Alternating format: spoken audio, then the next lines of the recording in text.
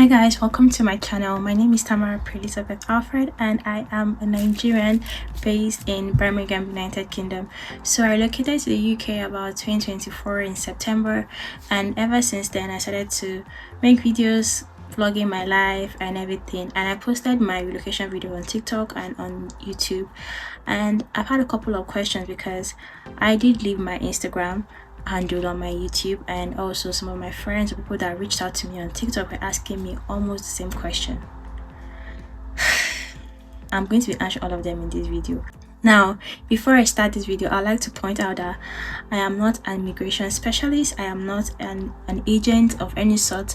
I am not affiliated to any school, and I do not process visa for anybody. So don't message me because I will not process visa. I don't even know how to do it. Okay, but I'm just giving you information based of what I did and based of questions people are asking me, because I just want to answer questions once and for all. And I hope that you guys love this video. To everyone that is new here, welcome. You guys will love this space, and I promise to be consistent after now because I am officially done with my master's, so I have a lot of time now. And to my old subscribers, you guys, I know you guys are tired of hearing me say, you guys, I'm going to be consistent, but this time around I mean it. And after now, I don't know if I'm going to make a video like this because I am a beauty creator and not an immigration specialist or like someone that creates immigration content. That is not where I am, and that's because I'm not good at it. So let's get down to the video. Before I start, I'm going to be giving you guys like a brief history of my relocation. If you see me looking down, it's because I have written some things down on my iPad because I don't want to miss out any point. So you guys, I came to the UK September 2024 as an international student, and I did study international business with human resource management for my master's. And I came here, and so far so good. Everything has been great. I graduated sometime this year, and I'm done with my master's now. So I think now is a better time for me to share my experience with people and tell them how I relocated to UK as an international student and how you can also relocate to UK as an international student. So I think the first obvious step in any relocation process, if you're coming as an international student, is to first of all figure out what school you're going to. Now this particular option is very crucial in your journey because it's going to determine your stress level. I'm not gonna lie. Now you need to find a school. If you're someone that is sponsoring yourself, you need to find a school that has like that the fee payment is being broken down in a way that is conducive for you. And how you can do that is that you can easily go to YouTube, TikTok, or Instagram. Most people post videos about how their school experience is. You can watch their videos. You can ask them in their comment section about the school, and they will likely tell you. And secondly, you need to pick a city that you want to study in. I particularly don't want to study in London because I don't like crowded places. Now I didn't even know that Birmingham was crowded. Anyways, I don't like crowded places, and I decided to come to Birmingham. When I came to Birmingham, I was like, oh my, this place is actually very crowded, but that's beside it. Thirdly, you want to pick a course. Now you want to pick a course that would align with what you're studying or would be something that you have passion in studying.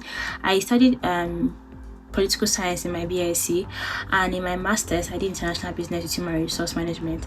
Now that's kind of related because when I was doing my Enquiries and after school, I was doing business where I was into import and export. I import goods from China, Bangladesh, Vietnam, Dubai, whereabouts. So that kind of like made me want to go into international business to know how this thing runs, what are the policies that govern it, and how it can affect my business in the long run. You want to find something that you like, something that's not going to be too tasking, something that you would be comfortable doing. I enjoyed every class I attended. I enjoyed it because something that I really loved. So that's something that you want to pay attention to in the long run. Now I'm going to talking about the documents you would need to apply for your admission. If you want to apply for admission, the first thing you would need, I know most people mention international passport, but me, I'm going to mention transcript first. Reason being that most schools, it takes them time before they actually give you transcript. If you attend a private school, most of them process it fast. If you attend a public school, sometimes it takes months, sometimes it takes weeks. It depends on the school. So I would advise you to first of all try to get your transcript, at least just start the process so that you will know what is the next thing to do or how long it will take for it to start following other things. The second thing is that you should never be thinking of applying for any school if you don't have a passport. I know that sounds controversial as the first thing I said, but just listen to the way I'm saying it. Because if you want to study in the UK, in the US, Canada, wherever you want to study as an international student, you would need your passport. This is very important. So you would need your passport and your transcripts, both of them together, before you can apply for any school. to get admission. Another thing you will need for your application would be your SOP. This is your statement of purpose. Most schools would like you to apply for your admission alongside your SOP. Some schools will only need it when you've gotten to the CAS stage, but I think it depends on the school you go to and also the agent handling it. Some agents will ask you before you start to give them your SOP so they can look at it and know how to structure your application. You'll also be needing your degree certificate. If you're going for a master's, you need your degree certificate. That is a certificate that shows that you're done with your studies. You need that also. You also be needing your English proficiency. In most schools, they would prefer for you to have an IELTS, while some schools would prefer for you to show that you actually learned your BSc with English. That could be maybe a lecturer in your school writing a formal letter saying that they taught you in English, or that could be in the form of presenting your WAEC certificate to them that you got like a B3 or C or an A in English, because WAEC is almost equivalent to their GCSE here, so that would actually work for you to show that you actually speak English. While some schools require for you to actually write your IELTS, like it to be mandatory, so you need to know what are the things that I need from these schools before I can apply. And how you know all this is to go to the school's website. When you found the school that you want, go to their website, check what are the requirements, and then gather everything before you start applying, so you not be leaving application halfway. It's not fair. Now let's say your school has given you an offer. I think it's called an unconditional offer. Conditional offer. Yeah, when they're giving you a conditional offer, yeah, you would then need to present some other things for them to process before they will give you your CAS and your unconditional offer. So the conditional offer letter states the things that need to be presented before they can give you your unconditional offer and you get your CAS. So those things that you would need is, first of all, your school fee. You see that school fee? It's very, very important.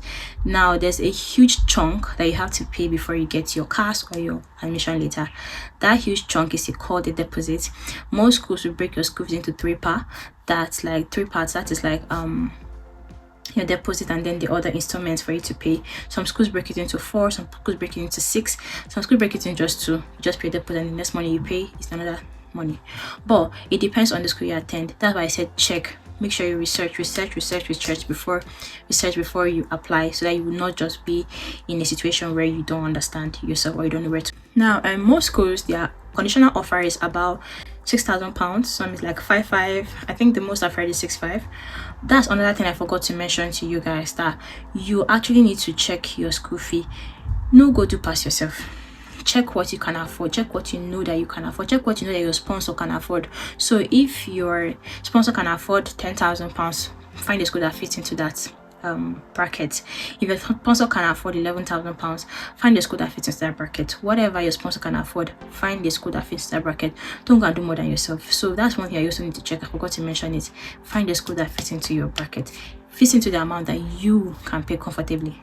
Now, after you've gotten your your conditional offer, the next thing you would need is your payment. Like I've already said, you need to pay your deposit. The other thing you will need is your international passport. You need to present it again. Those are the documents that will be added to your conditional offer for you to present: your international passport, your transcript, your certificate, your SOP, which is your statement of purpose. You're supposed to state everything that you've done in your life, why you want to apply, why you think this course is good for you, and all of that. If you want me to give you a sample of an SOP, you can send me an email and I'll send you my sample for you, or I can explain it for you in another video. I don't really know. I'm not trying to turn my page to an immigration page, just trying to render help because the questions are becoming too much. So I just want to help everybody at once.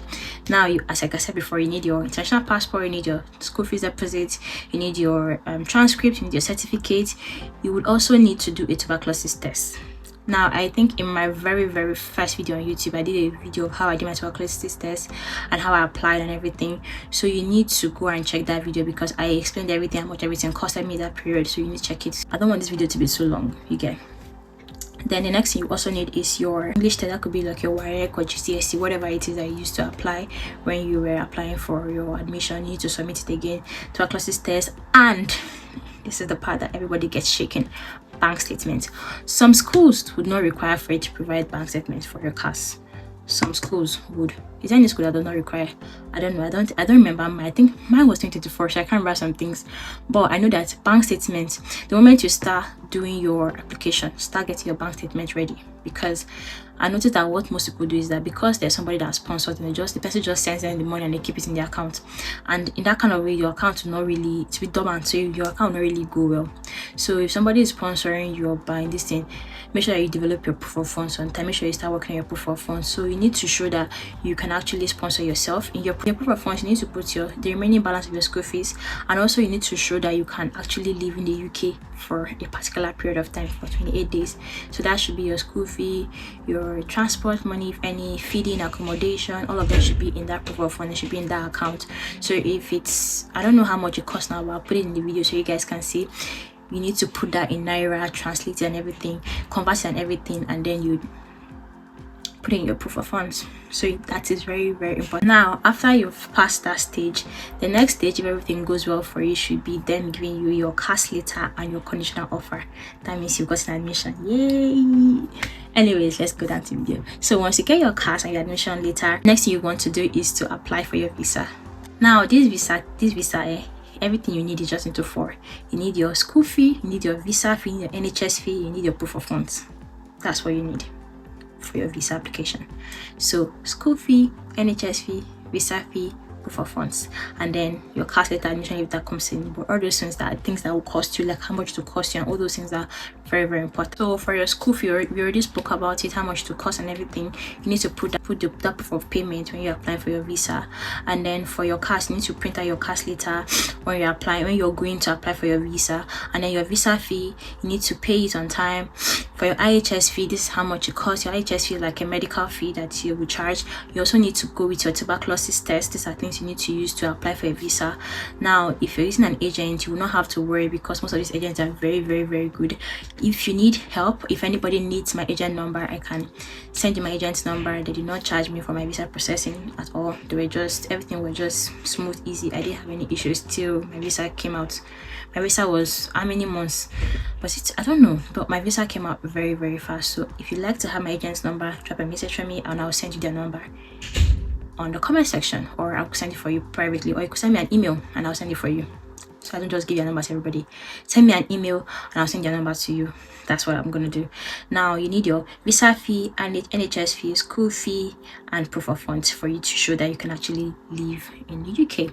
After you've gathered all this fee, all this money, you have everything. You've paid for your visa, you paid for your IHS, you've done your proof of funds, everything is settled. You've done your tuberculosis test. You've done your tuberculosis test, and you've got your CAS letter, you've got your admission letter, your unconditional offer, and everything. The next thing you want to go is to fill out your visa form, pay your visa plus NHS, and then you book for your biometrics. Book for your biometrics on time, because if you're going to a place like Lagos, it's always crowded. But me, I did go to Abuja. I don't like Lagos, is very crowded. It wasn't really my vibe, so I did my medicals and my visa application in Abuja, and it was very easy for me. So book for your biometrics on time, and then you go there and you submit your document. Let me walk you through how your biometrics day is going to be. Go with all your documents. Now, why I say this is because some people just feel like, I don't need to stress myself too much. See, go with things that you don't even think they'll ask you for. I printed even the most stupid things. I printed everything. Every payment I made, I printed it out. I printed every single thing, but I didn't need most of it. But I just printed it because I'm someone that I like to be overly prepared. So it's good for you to go with things like that, so that you will know what, like, you would be prepared if there's anything that needs to come up. Your biometric is not going to be too stressful. Thumb printing and capturing of images and everything, and that's how it's going to be. But if you have like an interview, they'll interview you. But I didn't have any interview. My process was very easy, very smooth, and that's how everything went for me. The next step, accommodation. Now, if let's say everything works out for you by the grace of God, you get your visa and everything you want. Now, accommodation is something that most people need to figure out on time. I already knew where I was going to stay. I was going to stay in accommodation, but plans changed and I had to stay somewhere else. But for you to get an accommodation, you can check online. People can help you. People that are here can help you, or you can check online for accommodation. You can check for student accommodations or wherever you want to stay. But I think I would try to see if I can do a video showing you guys how to get accommodations in the UK. Maybe when you come into UK, where to check and everything. I don't know if I can do that, but I'm going to try and make a video about that. And or let's just make it one video. So for you to, before you come to UK, you want to check houses and how to houses to get. You can check spare room, you can check Zoopla, you can check on the market, you can check open rent. Those are places that you can get accommodations. And I think if you're a student, I think the best is spare rooms. They have like cheap accommodations. Open rent, I've heard of people that have gotten like ensues from open rent, and that is how it is. I'm going to be giving you like some price ranges of accommodations so that you just have like a heads up.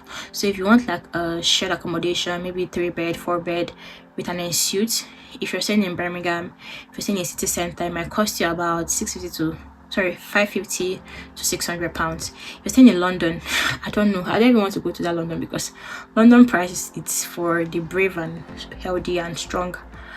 I'm not the brave. I know brave. But if you're staying in Birmingham, that's the price. You're staying in places like Coventry, Wolverhampton, it's going to be much cheaper because those places are not really that crowded like Birmingham. If you're staying in Walsall, it's going to be much cheaper. It's going to be like about 500 to 450 for an suits. But if you're staying in Birmingham, in city center, it's a different thing. If you're staying in places like West Bromwich, Dudley, it's going to be like about 500 to 550 for self-con, for a self-server and ensuite, and that is like bills inclusive. But if you're going to get like a studio accommodation, maybe you have a lot of money, I won't stop you, get studio accommodation, and that's going to cost you about, in Birmingham city center, might cost you about 700 to 800 pounds, 700 to 900 pounds, am I saying 700 to 900 pounds, and that would be, might be like bills exclusive. But because you're a student, you don't have to pay council tax, so yeah, you get it for that price. So these are how much accommodations will cost. And for transport, it can, I think a bus pass for a week now is about, a month now. As a student, how much is it? I don't know, I stopped being a student months ago, but I'm going to put it right here so you guys can see, you know how much it is. This is why this, you know how much it is, so you just calculate your money, just in case you come and you don't get a job immediately, you're not left stranded or anything like that. When coming for the first time, I always recommend student accommodation because it's bills inclusive, it has everything, and most of the times it's a very cozy environment, very like, it looks good and everything, so you would not really have to worry about how do I pay for gas, how do I pay for electric, how about internet, all those things. Student accommodations includes internet, gas, electric, everything is included in the package, and you get to meet students like you, get to vibe with students like you. So I feel like it's a very good platform. I didn't stay in a student accommodation because my accommodation was already figured out before I came here and everything, so it wasn't that hard for me to get an accommodation. And if you're not staying in a student accommodation, then you want to have a heads up, which is what I'm going to tell you now. Most landlords ask for guarantors, and if you don't have a guarantor, you'll be able to rent, whereas most landlords will not ask you for that, just ask you to pay for like a deposit. So a deposit, if you're renting like 500 pounds, you might pay deposit of 500 pounds, so that's like 1,000 pounds for you to pay upfront before you even get the house. Yeah, after they check everything, you need to get the house. That's it. Now I'm going to give you guys a reality check. Relocation is not as easy as everybody makes it seem. There's a lot of patience that comes with it, a lot of hard work, diligence that comes with relocating abroad, a lot of spiritual things that go on behind the scene that comes with it. You need to be prayerful, you need to have an open mind when it comes to relocation. And when you even get your visa, do not in any way think that is the end. Still have an open mind. Don't think that when you come here everything's going to be easy. It's not easy as they make it seem. But I can assure you that if you have the right attitude, you will not regret anything about it. You will not regret even starting anything. You will just be grateful to God for everything that's happened to you. Now I want to talk about your visa. When you get to the visa place, they will try and convince you to get a priority visa. If your resumption date is not close, you can choose not to get it. But if your resumption date is close, then I'll advise you to get it, but it is very expensive. Now my resumption date was very close to when I applied for my visa, but I just told God that I'm not paying for this thing, but I know that my visa is going to come out because I don't have fake documents, I don't have anything bad, so why would my visa not come out? But I just paid my normal visa fee, and I told my agent was like, don't bother about paying that priority visa. You are in good hands and everything. And that was it. I think my visa came out after 3 days, and that was how everything happened for me. Now after you do all these things, the next thing you would want to do is flight. You want to book for your flight. When I left Nigeria, I didn't even know it was Air Peace running at that time. I can't really remember, but I used Ethiopian Air. Yeah, I use Ethiopian Air. And you want to book for your flight, and then prepare prepare your question that they will ask you at point of entry. But you know, the crazy thing is the fact that if you actually have the right document, I don't think there's anything for you to prepare for. If you have like the right documents, you've gone through your admission process, everything, you've gone through everything, you checked your requirements for it to pass the point of entry, you would not have any issues. Because when I got to point of entry, they just asked me the name of my school, and then they asked me my course, Abby. That would ask me, and then that was it, and then that was how I passed. But somebody was coming to the UK, you guys, somebody was coming to the UK, and he did not even know his school address. Mind you, in my, what's it call it, oh my god, I didn't talk to you guys about something very important, precast interview. So after you've gotten your visa, you've done everything, you've packed your clothes, you've done your shopping, you've done your, it goes on and on and on, that challenge. Yeah, after you've done everything, you just want to get ready for your point of entry. Make sure you have a right vibe, make sure you're not too tense, because these people, they can smell tension. Don't be tense, relax. Your documents are legit. You're not lying about you're coming to be a student. So why are you tense? Just relax. See, the person is a human being like you. Relax and you get the answer question and you pass. Shikena ya carry. And then you go and you start moving on your life, and then you come to UK, and then we all vibe.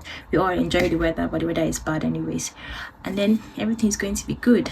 So one more thing here. Some schools do actually require you to have a CV for you to apply for your admission.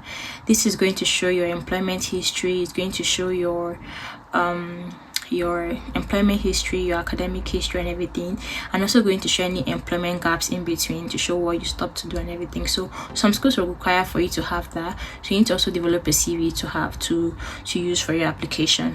Some schools require for you to have a reference letter, and that reference letter can be from your place you worked, or can be from your supervisor or your HOD in school, or any lecturer in school that can recommend you that, oh, this person learned in this school and this person was of good behavior and good conduct, and the employer could reference you and everything like that. So that is something that's actually very, very important for you to know all these requirements before you apply, so you'll not just be caught unawares. So you guys will come to the end of this video.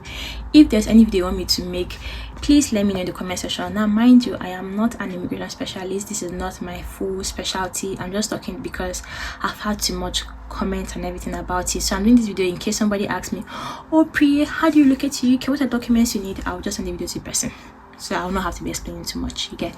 Then I'm going on back to my regular content, and for this space I'm going to try to be very, very consistent with you guys, and I really hope that I can keep up with it.